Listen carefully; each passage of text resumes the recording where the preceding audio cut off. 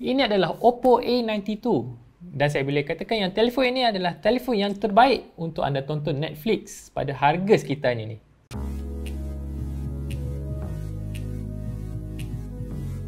Pada tahun lepas, Oppo dia ada dua telefon mid-range yang baiklah pada saya. Yang pertama adalah Oppo A5 2020 dan yang kedua adalah Oppo A9 2020. Dan saya ada buka kotak Oppo A9 2020 dan jangan lupa untuk anda tonton video tu. Dalam video tu kan, saya ada komplain dua benda yang penting pada Oppo A9 2020. Yang pertama, memanglah dia ada speaker stereo. Malahan, A9 2020 ni adalah telefon yang termurah sekitar RM1,000 yang ada speaker stereo. Tapi masalahnya, dia punya paparan dia cuma HD Plus saja.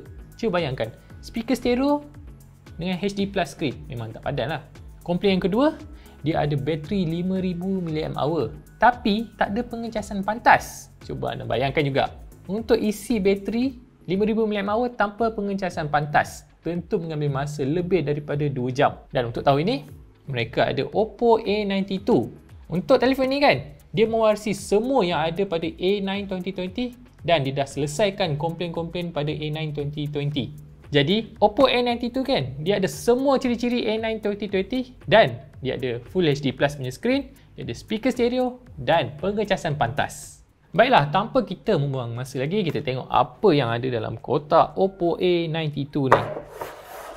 Sini dulu. Telefon.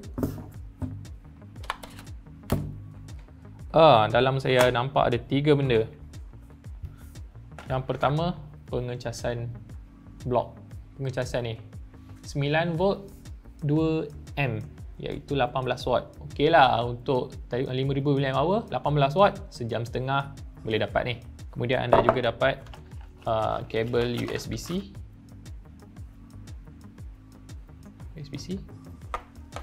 Kemudian anda juga dapat earphone 3.5mm punya jenis, bukan USB-C.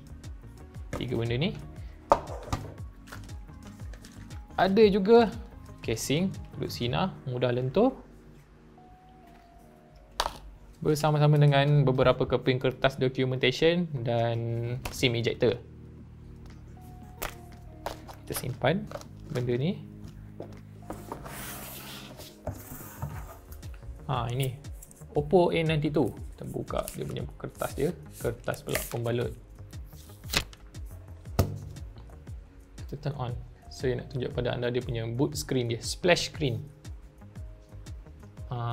Oppo powered by Android. Memang kena tunjuk powered by Android. Kalau kat Huawei tak ada benda ni. Macam ni lah rupa user interface Color OS pada Oppo ni. Daripada segi physicality belah depan ni kan, Oppo A92 ni dengan Oppo A9 2020 tu lebih kurang. Takut dulu kat tengah, sekarang dia dah pindah ke bahagian kiri. Punya skrin dia tetap sama, 6.5 inci, resolusi dah naik Full HD Plus. Tapi dia masih gunakan skrin LCD lah. So, pengimbas cat jari bukan yang ada dalam paparan, sebaliknya ialah jenis yang sekali dengan butang kuasa. Yang ini. Butang kawalan bunyi ada kat belah bahagian kiri telefon bersama-sama dengan slot untuk anda masukkan kad SIM. Belah bawah ada 3 benda, jersey speaker, ada port USB-C untuk mengecas, ada lubang mikrofon dan yang terakhir, lubang jack audio 3.5mm. Belah atas tak ada apa. So speaker dia yang stereo tu satu menghala ke keluar, satu menghala ke kita. So dia tak symmetrical lah, tapi bunyi dia tetap mengagumkan untuk telefon harga dia. Sekarang belah belakang telefon A9 2020 ni, tengok dia punya pantulan dia. Pantulan dia agak unik lah. Dia sama macam kalau tak silap saya Realme 5i. Realme tu dia ada macam pantulan dia pancaran macam matahari naik kan. Kat sini dia dekat komponen kamera dia. Lepas tu dia punya kamera dia daripada A9 2020 telah dipindahkan. Dulu kat tengah, sekarang dah pindah ke bahagian tepi. Sama macam kebanyakan telefon smartphone yang dilancarkan dalam tahun 2020. Tadi saya ada katakan yang Oppo A92 ni kan, dia menjalankan sistem operasi ColorOS 7.1. Ia berasaskan Android 10. Jadi anda boleh jumpa beberapa fungsi seperti dark mode, kemudian dia ada fungsi cloud storage yang dinamakan HeyTab. Kemudian ada juga fungsi game space. Katanya boleh meningkatkan prestasi telefon sebab dia tumpukan semua kuasa pemproses telefon ni untuk game saja. Cerita pasal gaming, telefon ni kan dia ada SoC yang agak berkuasa. Dekat atas papan utamanya dia ada Qualcomm Snapdragon 665. Bunyi macam chip lama kan, tapi sebenarnya chip tu dilancarkan dalam bulan April tahun 2019.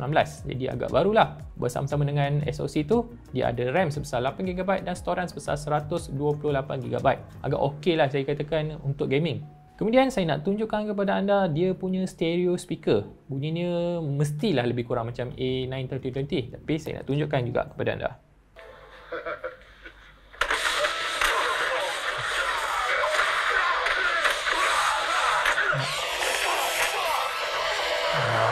Memang puas hati lah tengok Netflix kat telefon ni.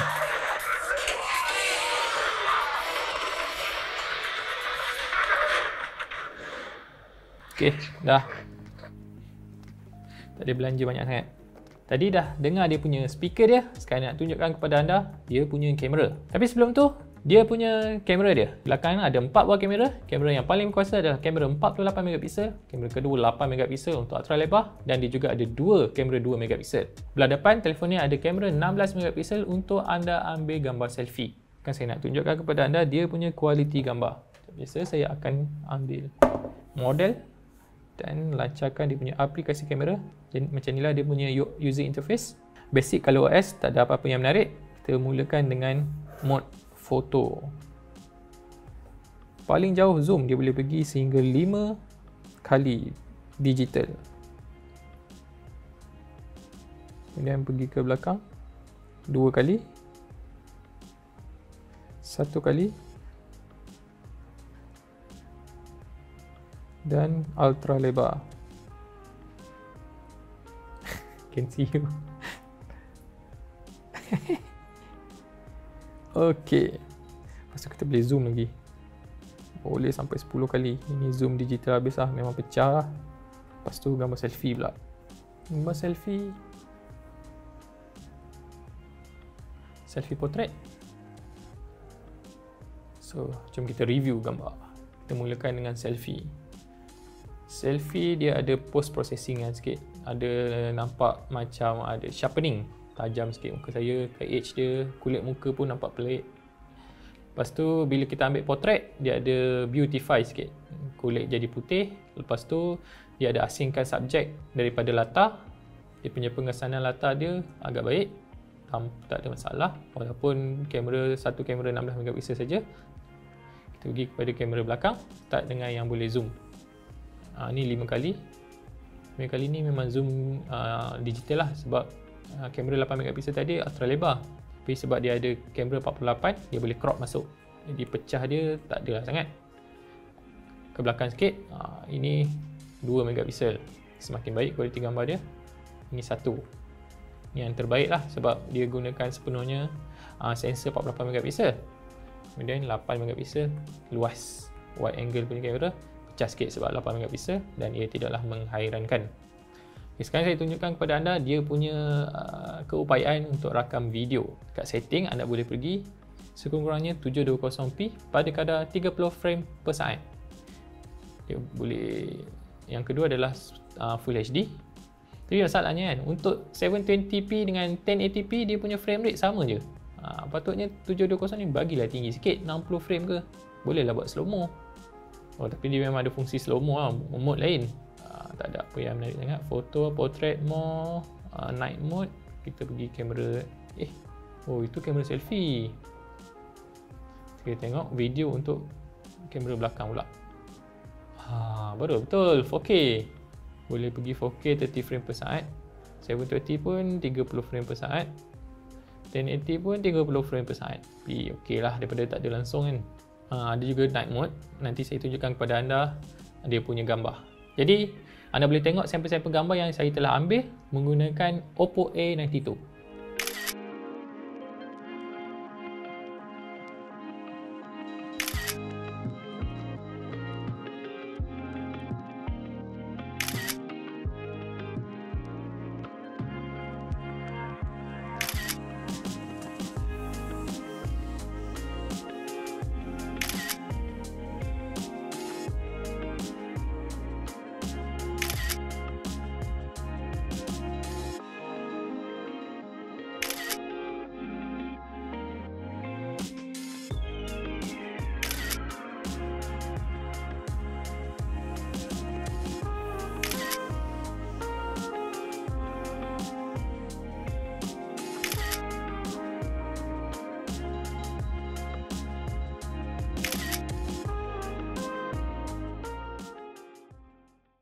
Jadi selesai, kita test kamera, kita tepikan model. Sebelum saya cerita pasal harga, macam saya katakan tadi, telefon ini ada bateri besar 5000 mAh dan ia juga ada pengecasan pantas 18W. Jadi anda boleh jangkakan dia punya pengecasannya lebih pantas daripada Oppo A9 2020. Sekarang kita pergi kepada harga Oppo A92 ni. Anda boleh dapatkannya pada harga RM1,199.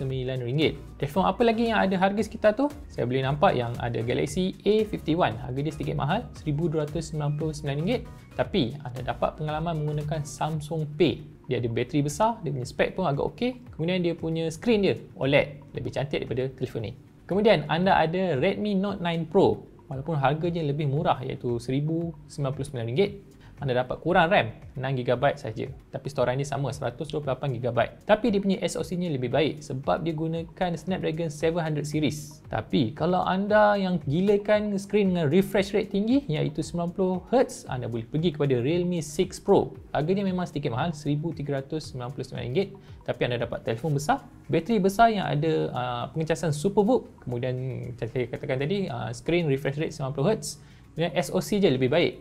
Snapdragon 700 series. Jadi sesuai sangat untuk gaming. Cumanya dia tak ada speaker stereo macam telefon ni. Jadi sekian sajalah video buka kotak dan hands on saya untuk Oppo A92 ini.